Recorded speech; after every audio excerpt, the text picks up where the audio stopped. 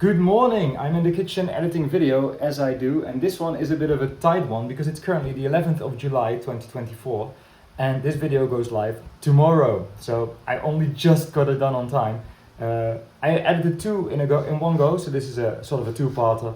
I shot this in March of 2024, a couple of months ago, and because this video footage, this bit of footage ends at the end of what I'm editing now, next week's going to be a bit shorter, about 13 and a half, 14 minutes. This one's the full 15. Hope you enjoy it. This one has a nice mixture of audio, and next week it will just continue with more nice mixtures of audio. Enjoy! Good morning! It's a new day, and somehow they wanted to put tape on this, and I don't get why. Oh, that's gonna leave a stain, isn't it? Anyway, we got a new pile. What is it? A JVC amp? No, a Phillips amp, a JVC CD player, and a Kenwood CD player. Let's go and plug them in. The JVC is even on. The Phillips is also on. And the Kenwood is on. I'm trying to play. Is there a disc in it? No, there's none. Well, this is hopeful. They are both connected. Now, I must say, I've never seen this Phillips amplifier before, but it looks to be pretty serious. It's a receiver, but still, that was fast. I hooked that one up to CD, I believe. Play. Speakers on, yes. Oh, there we go. We got a working CD player, and we got a... Oh, that's how it works, okay. And we got a working amplifier. That is a horrible sounding CD. I don't even think that's the player. Yep, we got bass expansion.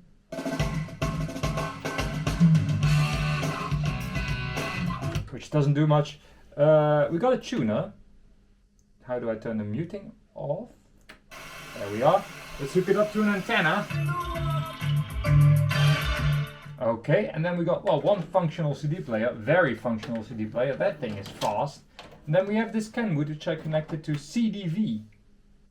That's some weird display. And it seems to read. Let's see.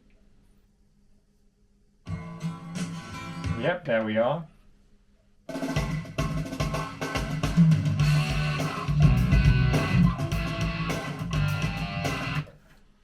Sounds, I'm not sure which one I prefer. They seem pretty close actually, even though this CD again, not a reference.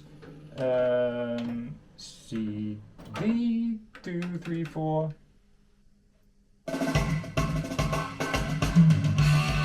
Slightly prefer the Kenwood, but only just. They are both meh. I think again this is a pretty shit CD. But that's just a completely functional pile. That was easy. My goodness, what happened to this poor thing? Also, why is it not on the table straight? What the? Is that me? Is that the original screw for that? Never seen that before. Okay, that's better. Now these, in my experience, are not the most reliable record players after all these years anyway. They do sound pretty good when they work, but they often have issues with their capacitive knobs. And power switch. Power switch works, knobs. De nada. Wow, that's literally nothing. I'm gonna give those knobs a clean, but I don't think it's gonna work, this one. I don't think this is gonna solve anything, but I do know that if these are dirty, they tend to randomly do stuff. Now I am wondering if the power switch even works, to be completely honest. I don't know. It seems very... I mean, it seems to, but it also seems very non-responsive. What's that, Jim? Now, there is a reasonable chance that this linear tracking record player, which still has the original paper thing on it that says linear tracking record player, really cool, in multiple languages. This may be the one that's going to prove that some of them can actually be reliable, because generally I much prefer a regular arm, but these actually tend to work pretty well. There's no dust cover. Now they told me that could still be coming. Let's see. And there you go. These just work somehow, and they don't even sound bad. It's just that without dust cover, it looks a bit shy. Oh, there we go. Okay, take your time. see the yellow lights go down the Mississippi. Left, right. I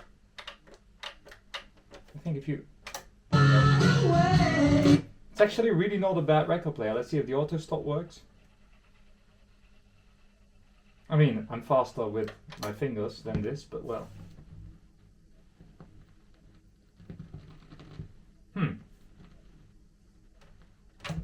Try that again.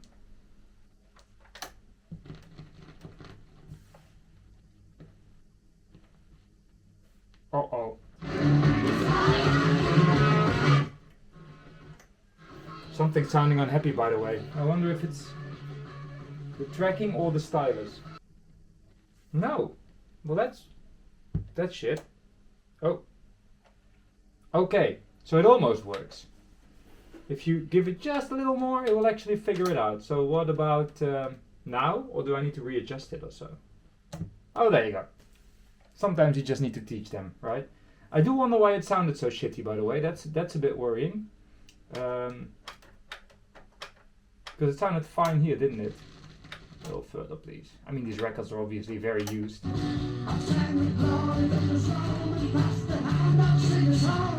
Am I right in thinking it sounded fine before? Did my stylus just disappear? Oh, there's a lot of crap on it. Wow. I think there was a lot of crap on the stylus that somehow wasn't touching the tip. That's what she said, and now it is. All good. So, one more test for the auto return. Just want to make sure it works now, because that was a bit weird. But I think we're good.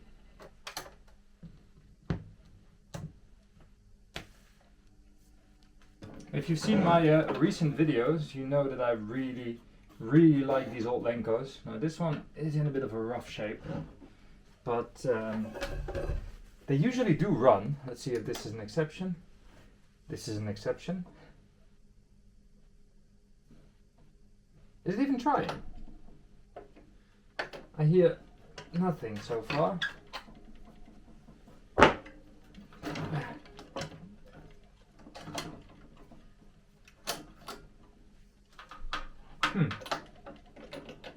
Of course, it has the issue with the silent blocks. That's always, yeah, they always need replacing. One seems a little better than the other.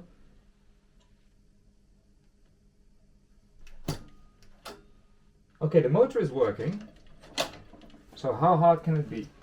Let me get a hammer. 1, 2. Oh, geez, that's stuck.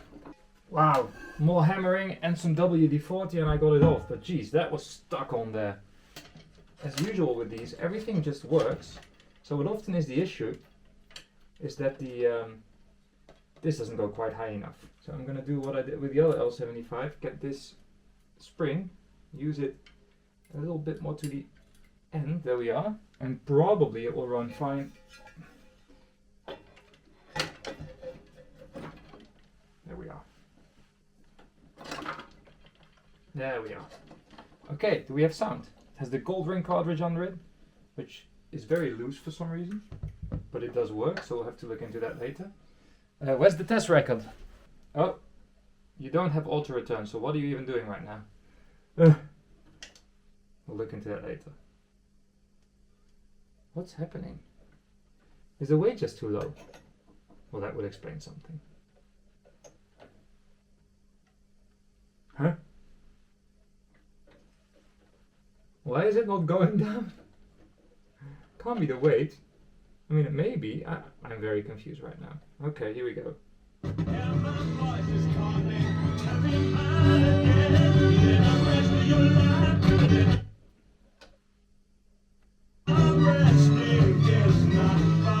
It's rough though. It's in really rough shape. So yeah, that all works, but man, this thing is rough. We're gonna, because this is the V blocks, this movement, but this movement is not supposed to be there. We have to take it apart for the V blocks anyway, so let's see. But it works, and for some reason the cartridge is in it very loose. I don't know why. Oh. What was I feeling then? Oh, that was just the entire arm moving too much. Okay. Bit unsure about this one. It's nice and clean and very pretty now. I'm really happy with the way it looks now. I thought it would be way rougher, so the clean did help.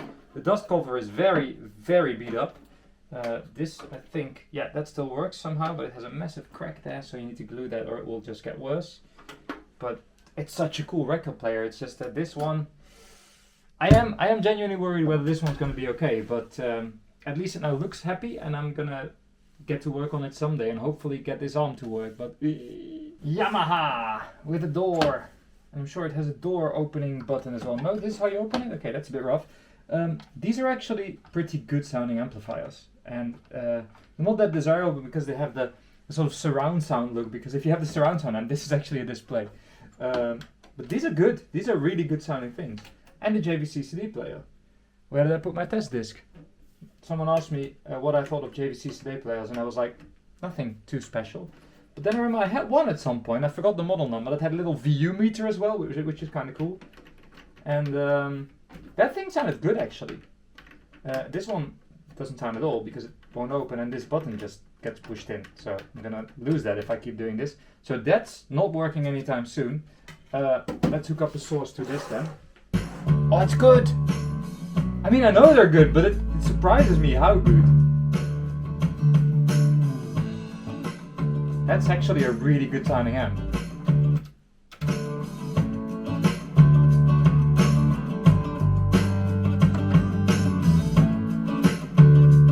I'm gonna say it, this is now officially my favorite starter amp, because you pick these up for like 70 or 80 bucks. Oh, that's my CD. And they just work always, and they sound great. This is the Yamaha AX-396. Because it's relatively modern, it's more reliable than some older really good amps, so that's why I would recommend this. There's no sharpness to it, you get all of the definition, the low end is pleasant.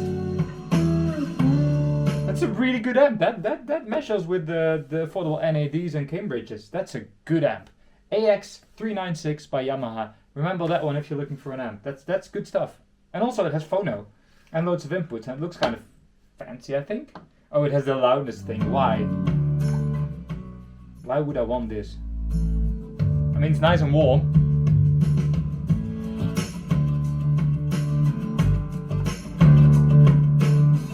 I guess it sounds kind of pleasant if you go like to 5, 6. Bit woolly, no need for this if you have really good speakers, but yeah, good amp. Proper amp. I wasn't planning to pick up DJing, but with 3 record players on the table, I might as well. I'm actually not going to do that, by the way. Then this one comes with an adapter. Hope it's any good. Looks very Phillips. And it's not spinning. Why is it not spinning? It is plugged in. Ah, there we go. Okay, this switch. Oh, what's going on?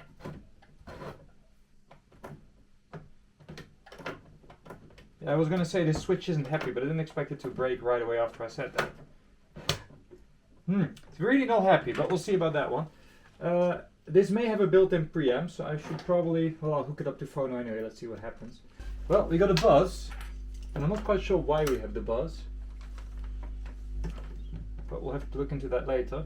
It's fine otherwise, I believe. If the lift works, which it then all of a sudden did. Okay, so it definitely has a built-in something. That doesn't sound like a ceramic cartridge, that sounds like a built-in preamp. So let's hook it up to line level then. Or DIN level? I don't know, stuff was a bit weird, like you had separate tuner inputs and whatnot back in the day, so it all was a bit different. This definitely comes with a buzz though.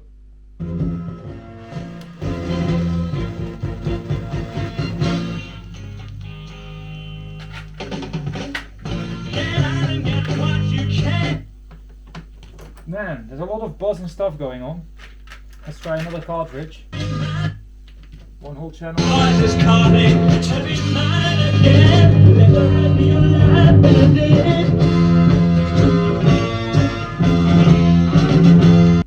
Really not meant for this input, but the thing works.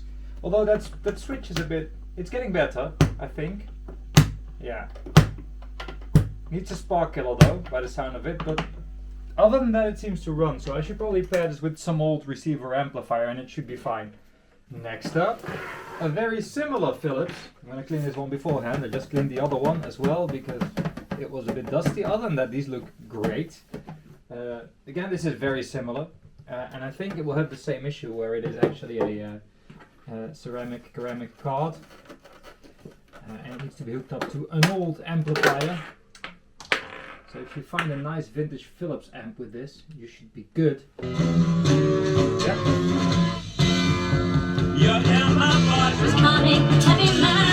Nothing wrong with these. And it shuts off. Perfect. Yeah, now where do we find some old receivers?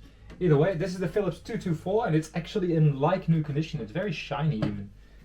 Makes me quite happy, these simple things. They are very easy to love.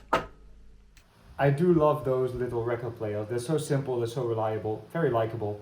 And they pair so well with a nice vintage Philips amplifier, something with, you know, a wood case or something like that.